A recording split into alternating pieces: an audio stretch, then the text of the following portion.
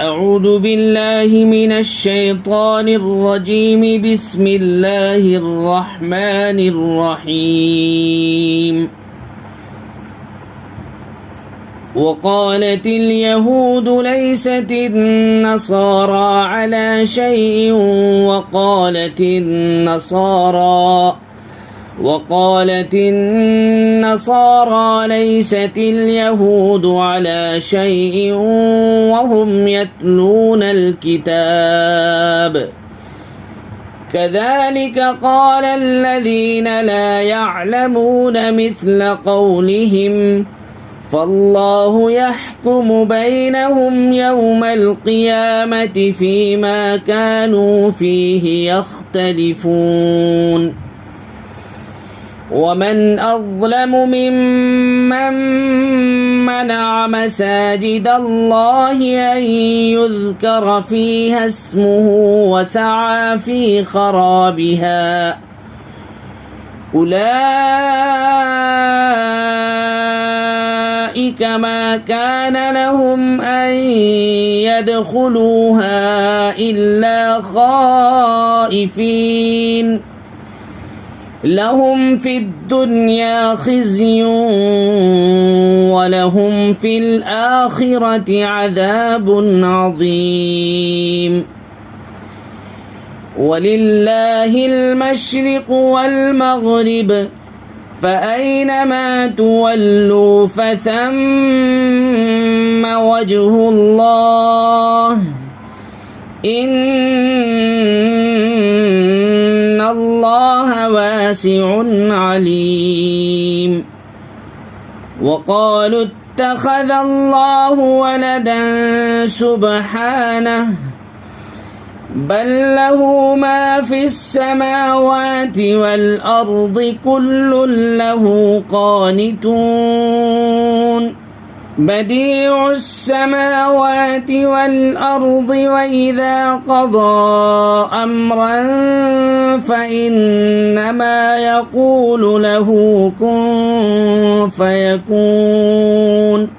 وقال الذين لا يعلمون لولا يكلمنا الله أو تأتينا آية كذلك قال الذين من قبلهم مثل قولهم تشابهت قلوبهم قد بينا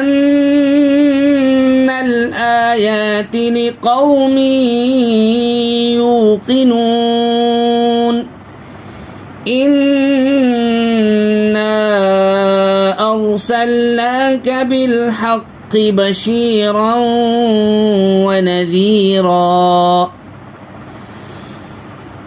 إنا أرسلناك بالحق بشيرا ونذيرا ولا تسأل عن أصحاب الجحيم. ولن ترضى عنك اليهود ولا النصارى حتى تتبع ملتهم قل إن هدى الله هو الهدى ولئن اتبعت أهواءهم بعد الذي جاءك من العلم ما لك من الله من ولي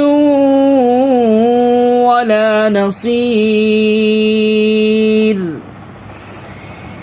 الذين آتيناهم الكتاب يتلونه حق تلاوته أولئك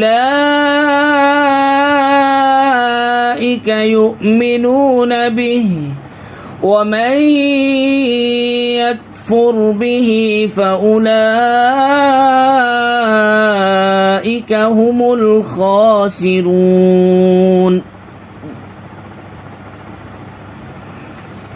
يا بني إسرائيل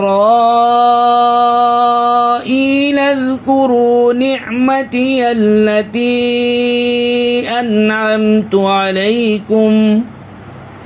أنعمت عليكم وأني فضلتكم على العالمين واتقوا يوما لا تجزي نفس عن نفس شيئا ولا يقبل منها عدل ولا تنفعها شفاعة ولا هم ينصرون وإذ ابتلى إبراهيم ربه بكلمات فأتمهن قال إني جاعلك للناس إماما قال ومن ذريتي قال لا ينال عهد الظالمين وإذ جعلنا البيت مثابة للناس وأمنا واتخذوا من مقام إبراهيم مصلى وعهدنا إلى إبراهيم وإسماعيل أن طهرا بيتي للطائفين والعاكفين والركع السجود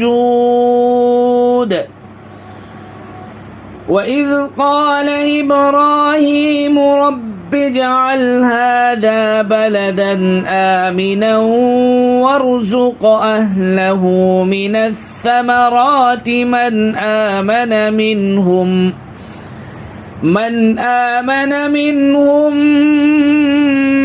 بالله واليوم الآخر قال ومن كفر فأمتعه قليلا ثم أضطره إلى عذاب النار وبئس المصير